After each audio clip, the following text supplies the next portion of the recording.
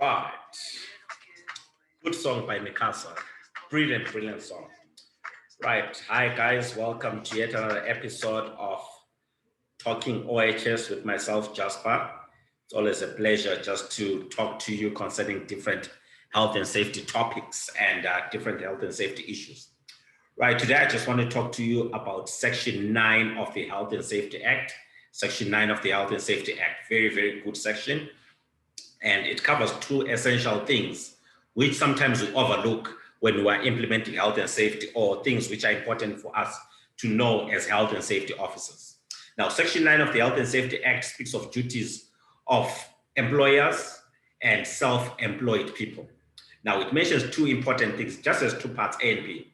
Number one, Section 9 of the Health and Safety Act says, if you are an employer, you have a duty to ensure that people who are not your employees, they are not affected by your acts or your omissions. They are not affected by your activities or the hazards and risks produced in your organization. Very, very important. This act, or this section of the act, is basically saying that an organization or a company is not only obligated to take care of its employees, but even those who are not your employees. Now, you have read in the newspapers how a construction company in Pretoria left a scaffolding overnight, and you know ingane what they do. Children bayahamba lapha esayitini bafike lapho, they start playing on site. They see scaffolding, they start playing tag, and they start doing all sorts of things. And guess what? The scaffolding falls and it injures one of the kids. So that organization will be held liable under Section 9 of the Health and Safety Act, because their activities, hazards and risks from their activities have affected someone who is not an employee.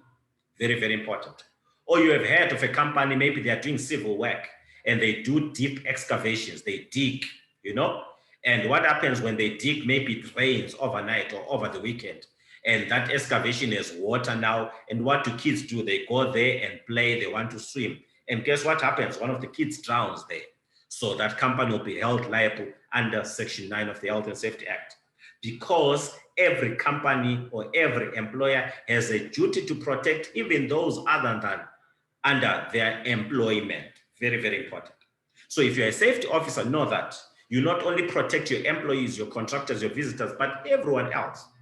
That is why environmental aspects are important, to ensure that your activity do not affect the community, they do not affect the water, they don't affect this, that, and the other. That's the first part of Section 9. The second part speaks of people who are self-employed, meaning to say that if I'm self-employed, I have a duty to ensure that whatever I do, even if I'm alone, my acts or my omissions do not affect the health and safety of other people. So if I'm running my own business, let's say I'm a mechanic, I'm doing a side gig, I fix cars over the weekend, that's what I do. I must make sure that my acts, my omissions, whatever I do, does not affect the health and safety of others. So I cannot then leave tools lying around, or there's oil all over my place there, and when it rains, water washes away all that oil. I'll be charged under Section 9 of the Health and Safety Act. That's very, very important. So I just wanted you to be aware of those two parts of that Section 9, which we often don't look at a lot, but that's what it addresses. I hope that makes sense. I hope that benefits you. Like I said, guys, if you want to learn more, learn in detail issues to do with occupational health and safety, I have a safety officer training course, which I'm running for 5,500, where we cover about 24 to 26 different modules in a space of 12 weeks. Very intensive, very beneficial.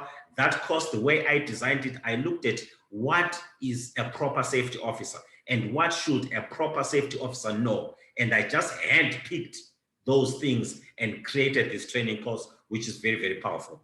Within the training course, I look at even different things like etiquette with regards to safety officer, soft skills of a safety officer, and the different minute topics which are critical for you if you are to function as a safety officer.